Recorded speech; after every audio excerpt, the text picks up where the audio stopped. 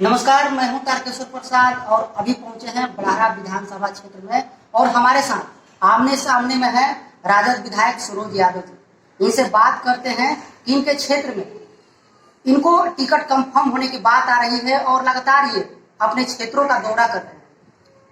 कितना अभी तक लोगों के पास, कितने गाँव में गए हैं और कितना इन पर जो गाँव के वोटर हैं कितना इनको साथ देंगे, इनसे आज हम बात करेंगे। सबसे पहले मैं इस चैनल के माध्यम से जितने भी लोग देख रहे हैं सब लोगों को मेरा प्रणाम। मैं बता देना चाहता हूं जो हमारे भाई ने क्वेश्चन किए कि कितने लोग मुझे चाह रहे हैं नहीं चाह रहे। देखिए, जो भी माननीय विधायक हैं 5 साल तक जिस तरह का कार्यकाल अपने क्षेत्र में करेंगे उस तरह का भी कहा जाता है, जो बीज बोइएगा उसी तरह का फसल काटिएगा। जिस तरह से मैंने बड़ारा विधानसभा के तमाम गरीब, दलित, पिछड़ा, अति पिछड़ा, अल्पसंख्यकों को और स्वर्ण जाति में गरीब परिवार के लोगों को मदद किया हूँ, मुझे विश्वास है कि तमाम बड़ारा की जनता मेरे साथ है। और टिकट की जहाँ तक बात है, हमारे बड़े भाई बिहार के भावी मुख्यमंत्री बड़े भाई तेजस्वी प्रसाद यादव जी के द्वारा मुझे ये कह के भेज दिया गया है कि आप जाइए अपने क्षेत्र में और जनता के बीच में जाइए और अपने क्षेत्र में मेहनत करिए और किसी तरह चुनाव जीत करके बिहार विधानसभा सदस्य बन के आना है। और हम लोगों को ये संकल्प लिए हैं हम लोग कि अपने बड़े भाई तेजस्वी प्रसाद यादव जी को बिहार के मुख्यमंत्री बनाना है, बिहार की सत्ता उनके हाथों में देना है। पहले का जो चुनाव था, अब के चुनाव में क्या बदलाव? देखिए, पहले का चुनाव और आज के चुनाव में बहुत सारा चेंजिंग हुआ है। जिस तरह से आज देख रहे होंगे केंद्र और राज्य की सरकार किस तरह से मार्केटिंग करके और सत्ता पे काबिज हुई है। आप देखे होंगे माननीय प्रधानमंत्री महोदय और माननीय मुख्यमंत्री महोदय बिहार सरकार के कि किस तरह से इन लोगों की रवैया है, सिर्फ मार्केटिंग करके गरीब, दलित, पिछड़ा, अति पिछड़ा को गुमराह करके और वोट हासिल करके सत्ता पे काबिज होना चाहते हैं। लेकिन मैं बता देना चाहता हूँ, बिहार की जनता अब इतनी बेवकूफ और नासमझ नहीं है। बिहार की जनता, एक कहावत है कि उड़ती हुई चिड़िया कभी हल्दी लगाने का काम करती है ये बिहार की जनता। और मुझे विश्वास है कि आप देखे होंगे किस तरह से इस सरकार ने लॉकडाउन का मामला हो, कोरोना काल जो कोरोना का महामारी था उसमें सरकार की किस तरह की रवैया रही। और मैं धन्यवाद दूंगा भावी बिहार के मुख्यमंत्री बड़े भाई तेजस्वी प्रसाद यादव जी को, जिन्होंने रात दिन एक करके बिहार की जनता को हर तरह का मदद करने का काम किया। जो लोग बाहर में फंसे हुए थे उनको भी बिहार वापस लाने के लिए और वहां रह के भी खाना उना का उन लोगों का व्यवस्था कराने का काम किया। देखिए, ये जो बिहार सरकार की जो माननीय मुख्यमंत्री महोदय हैं, ये समाज को बांटने का काम करते हैं। जिस तरह से इनका एक बयान आया था, आप लोग देखे होंगे, ये पब्लिश भी हुआ था और इनका लेटर भी कैबिनेट से निकला है कि अगर दलित की हत्या हो जाती है, दलित की हत्या करने वाले लोग अगर हत्या कर देते हैं तो दलित परिवार के लोगों को नौकरी दिया जाएगा। मुझे बड़ा दुख होता है कि क्या बिहार में कानून व्यवस्था नाम की चीज पूरी तरह से चौपट हो गई है। क्या सरकार जो अपराधी है उनके सामने घुटना टेक चुकी है? अगर इस तरह की बात नहीं है, सरकार है, आपके हाथ में कानून व्यवस्था है। जो भी अपराधी, मैं तो मांग करता हूँ नौकरी नहीं, जो अगर दलित पिछड़ा की हत्या करता है उसको आप फांसी पर चढ़ाइए, इस तरह का कानून लाइए, या कि समाज को बांटने का काम मत करिए। समाज को बांटने से आपको वोट और बिहार की बागडोर आपके हाथ में नहीं जाने वाली है।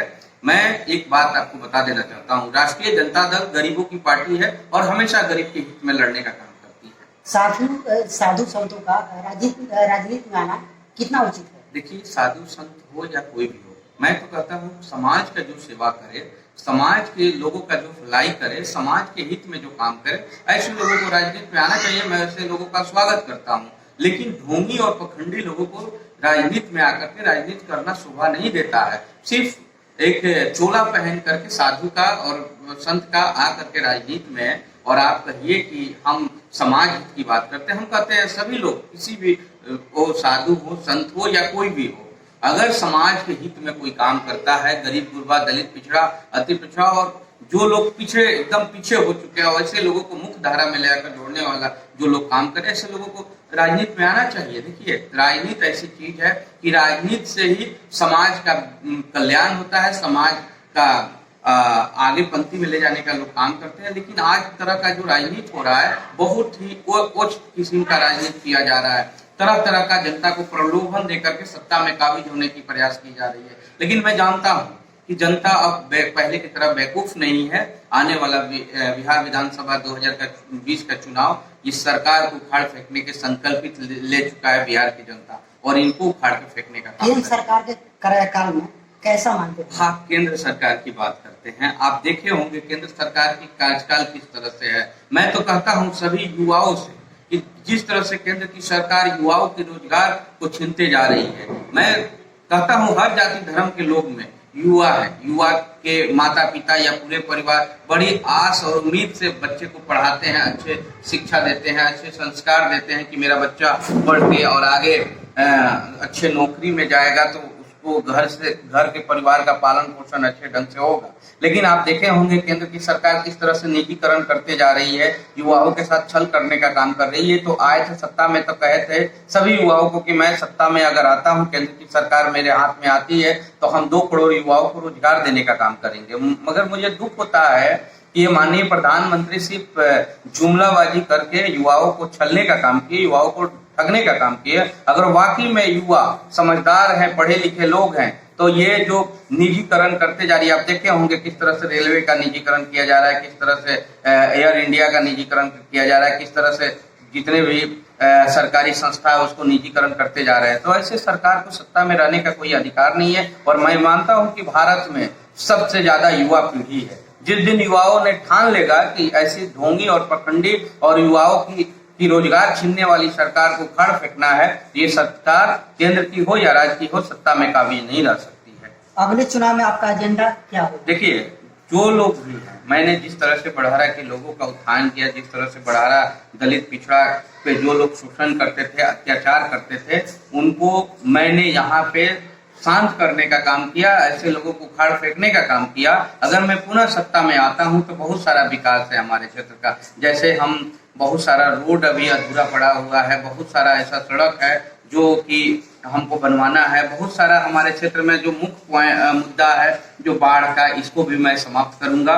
और भी जो युवा हैं उनको रोजगार दूंगा। और जिस तरह से प्रखंड से लेकर थाना से लेकर जिला में भ्रष्टाचार है, आने वाला जो सरकार बनेगी, माननीय मुख्यमंत्री बिहार के तेजस्वी प्रसाद यादव जी होंगे, तो बिहार में भ्रष्टाचार और अपराध से मैं बड़हरा ही नहीं पूरे बिहार में लगातार शिलान्यास और उद्घाटन होते कर कितना आप देखे होंगे कि किस तरह से माननीय मुख्यमंत्री या उनके विधायकगण सिर्फ सत्ताधारी विधायकगणों को किस तरह से छूट मिली हुई है कि वो शिलान्यास और उद्घाटन कर रहे हैं। शिलान्यास और उद्घाटन तो हो रहा है, लेकिन आप देखते होंगे किस तरह से पुल बह के चला जा रहा है गंगा नदी में, किस तरह से जो भी पुल बनता है गिर जाता है, जो भी रोड बनता है से उद्घाटन के पहले ही टूट जाता है।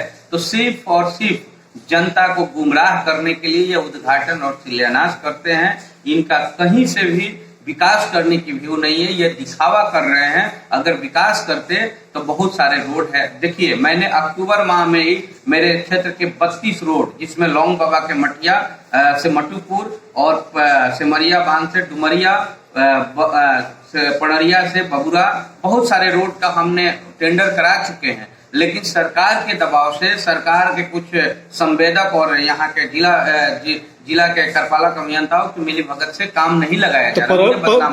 पड़रिया में तो कल प्रधानमंत्री उद्घाटन किए हैं उनका। देखिए, उद्घाटन किए हैं, वो बन जाए तब ना।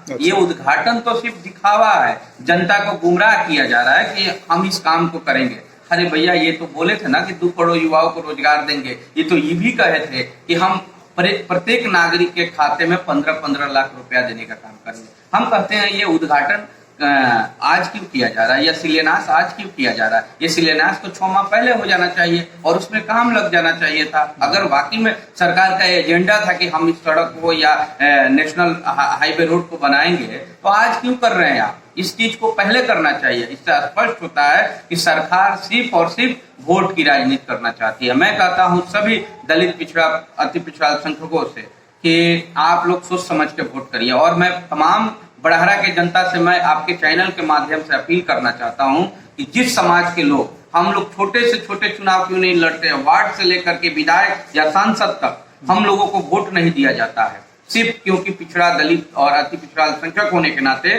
तो आप सभी लोगों से मेरा अपील है कि जो हमको वोट नहीं देंगे उनको कतई हम लोगों किसी कीमत में वोट नहीं देना।